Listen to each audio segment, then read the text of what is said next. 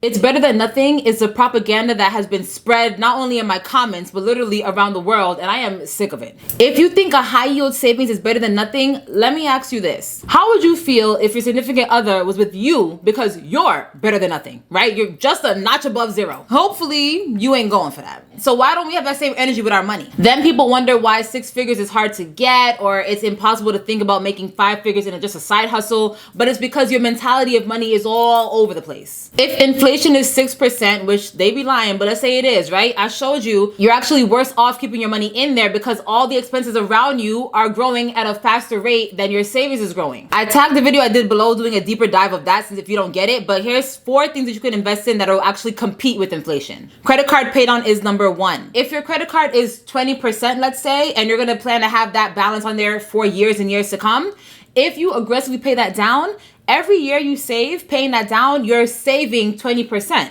Okay, they would have charged you 20% to keep that money on that card. So that is one of the greatest investments you can make because you're paying that down and lessening the amount of money you're gonna have to pay in the future. So future you is gonna love you. High yield dividend stocks. Again, I showed you 3 in the video I have tagged below. Short-term bonds, or what they call T-bills, right? You're loaning the money to the government. So you're diversifying your risk. You're not only within the banks that are failing every week, but you're also in the government that's insolvent, but they own the money printers, right?